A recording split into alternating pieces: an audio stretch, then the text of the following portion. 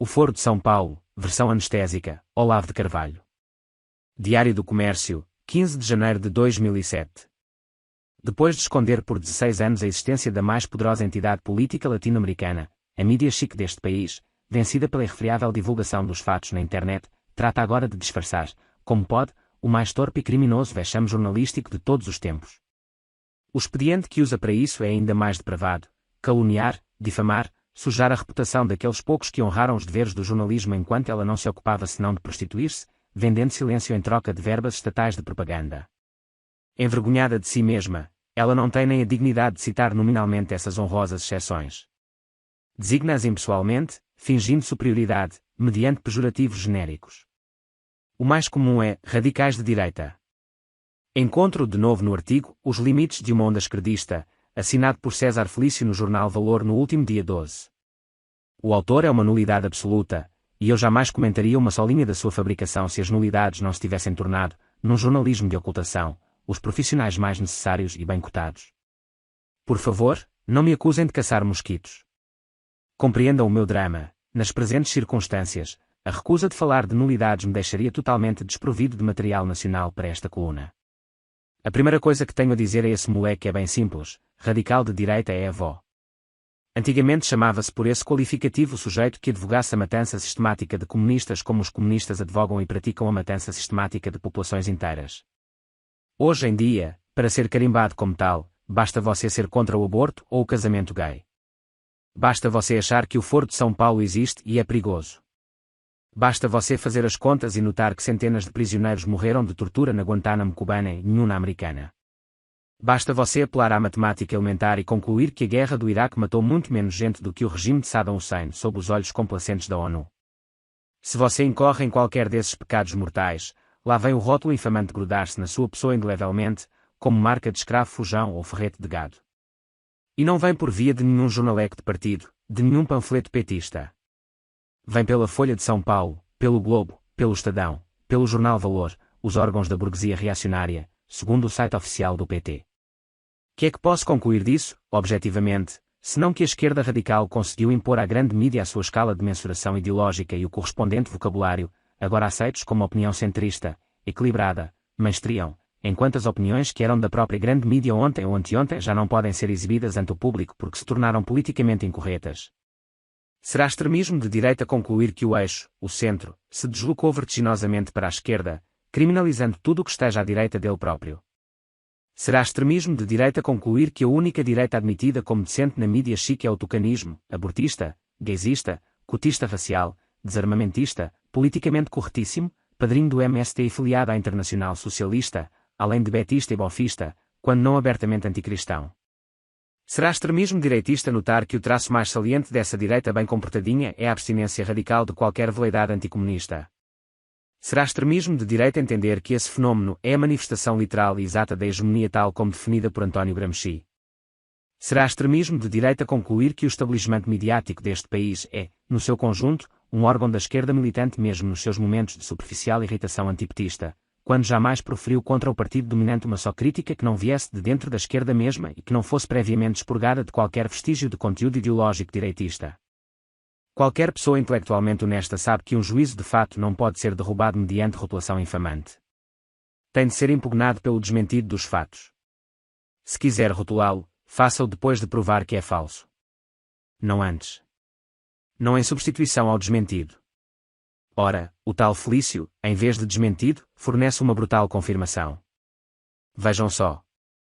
O grupo que se reúne a partir de hoje em San Salvador, atende pelo nome de Foro de São Paulo e nasceu sob o patrocínio do PT, em 1990. Os encontros anuais não costumam chamar muita atenção, a não ser de certos radicais de direita no Brasil. Ora, como é possível que encontros esquerdistas anuais repetidos ao longo de uma década e meia, com centenas de participantes, entre os quais vários chefes de Estado, não chamem atenção exceto de radicais de direita? Ninguém na esquerda prestou atenção ao Foro de São Paulo. O Sr.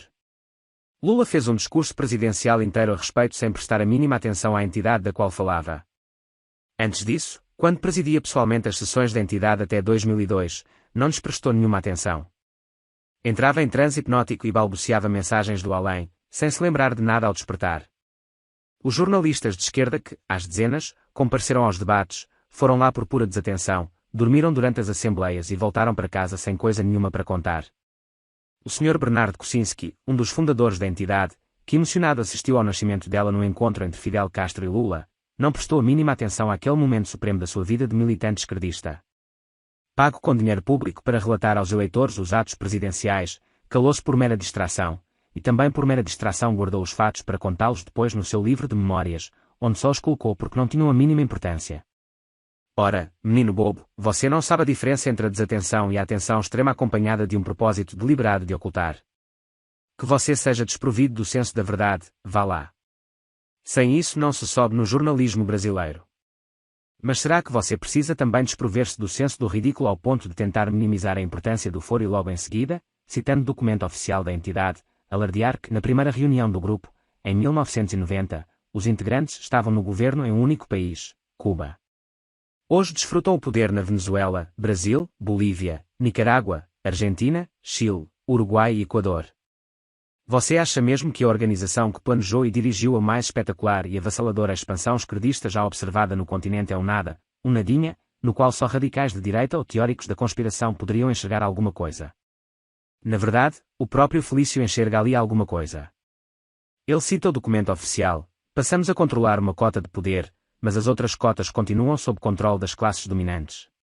Os chamados mercados, as grandes empresas de comunicação, os setores da alta burocracia do Estado, os comandos centrais das Forças Armadas, os poderes legislativo e judiciário, além da influência dos governos estrangeiros, competem com o poder que possuímos. Ou seja, a entidade que já domina os governos de 9 países não admite, não suporta, não tolera que parcela alguma de poder, por mais mínima que seja, esteja fora de suas mãos.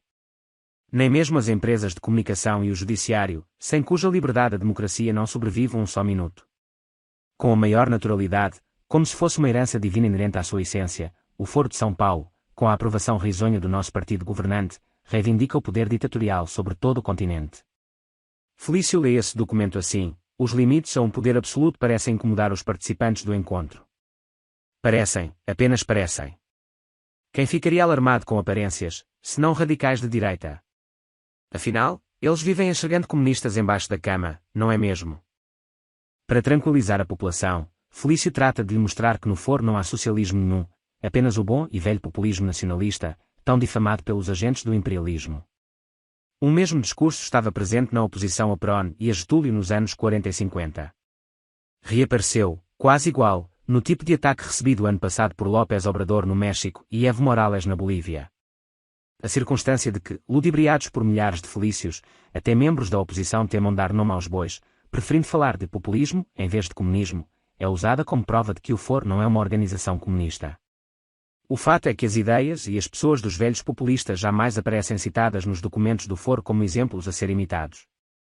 Ao contrário, os apelos à tradição revolucionária comunista ressurgem a cada linha, com todos os seus heróis e símbolos, com todos os cacuetes linguísticos medonhos do jargão marxista-leninista mais típico e obstinado, acompanhados da declaração explícita, infindavelmente repetida, de que a meta é o socialismo. Mas, de certo, todos os participantes do foro, todos aqueles tarimbados militantes revolucionários treinados em Cuba, na China e na antiga URSS, estão equivocados quanto à sua própria ideologia e metas. Eles apenas pensam que são comunistas, socialistas, marxistas. Felício é quem, penetrando com seus olhos de raio-x no fundo das almas deles, sabe que não são nada disso. São getulistas que se ignoram. A prova. Ele não se recusa a fornecê-la. É esta, antes de ser uma verdadeira marcha ao socialismo, a ofensiva de Chávez, sugere a coroação de um processo de concentração de poder. Entenderam a lógica profunda? Se a concentração de poder não é socialismo. Pena que ninguém avisou disso Marx, Lenin, Stalin, Mao, Fidel e Che Guevara. Todos eles sempre entenderam, ao contrário, que a concentração de poder é a única via para o socialismo, é a essência mesma do processo revolucionário. Mas talvez estivessem enganados, tanto quanto a turminha do foro. Quem entende do negócio é César Felício. No tempo em que havia jornalismo no Brasil, um sujeito como esse não seria designado para cobrir nem partida de futebol de botão. Hoje ele é uma espécie de modelo, reproduzido às centenas em todas as redações. O resultado é óbvio. Faça um teste. Segundo pesquisa da Folha de São Paulo, a a opinião majoritária dos brasileiros é acentuadamente conservadora. É contra o casamento gay, contra o aborto, contra as cotas raciais, contra o desarmamento civil. É contra tudo que os felícios amam. É até a favor da pena de morte para crimes hediondos. E confia infinitamente mais nas forças armadas do que na classe jornalística que as difama sem cessar. Quantos jornalistas, nas redações das empresas jornalísticas de grande porte, se alinham com essa opinião majoritária? Não fiz nenhuma enquete, mas, por experiência pessoal, afirmo, poucos ou nenhum. A leitura diária dos jornais confirma isso da maneira mais patente. A opinião pública brasileira não é refletida nem representada pela grande mídia. Não tem direito a voz, a não ser por exceção raríssima concedida a algum colaborador ocasional só para depois ser exibida como exemplo de aberração extremista, felizmente compensada pela plutora de articulistas serenos, normais e equilibrados que igualam George W. Bush a Hitler e Abu Ghraib a Auschwitz. A ideia mesma de que uma mídia só pode ser equilibrada quando reflete proporcionalmente a divisão das correntes de opinião no país já desapareceu por completo da memória nacional. O simples ato de enunciá-la tornou-se prova de direitismo radical. Resultado: a elite microscópica de tagarelas esquerdistas que domina as redações, não mais de 2.000 pessoas, se permite tomar a sua própria opinião como medida da normalidade humana, condenando como patológicas e virtualmente criminosas as preferências gerais da nação. Quem se coloca em tais alturas está automaticamente liberado de prestar quaisquer satisfações à realidade. Não quer conhecê-la, quer transformá-la. Para transformá-la, não é preciso mostrar os fatos às pessoas, é preciso alimentá-las de crenças imbecis que as induzam a se comportar da maneira mais adequada para favorecer a transformação. Da classe empresarial que lê o jornal Valor, que é que se espera? Que permanência idiotizada e passiva, embriagada de falsa segurança, incapaz de mobilizar sem tempo para se opor à onda revolucionária que vai submergindo o continente. Foi para isso que os felícios lhe negaram por 16 anos o conhecimento do Foro de São Paulo. É para isso que, hoje, não podendo mais levar adiante a Operação Sumiço, apelam à Operação Anestesia, chamando-a, cinicamente, de jornalismo. E são pagos para fazer isso pelos próprios empresários de mídia, aqueles mesmos cujas empresas o Foro de São Paulo promete calar ou expropriar junto com todos os demais instrumentos de exercício da liberdade, num futuro mais breve do que todos imaginam. P.S. Mal saiu o artigo da semana passada, começaram a chover na minha caixa postal mensagens de amigos protestantes que reclamavam de eu haver incluído John Wycliffe entre os pioneiros das ideologias revolucionárias. Eu não me lembrava de ter escrito nada de John Wycliffe, mas, quando fui ver, notei, horrorizado, que o nome dele estava mesmo lá, em lugar do de John Knox, este sim um revolucionário. Peço desculpas a todos por essa distração lamentável.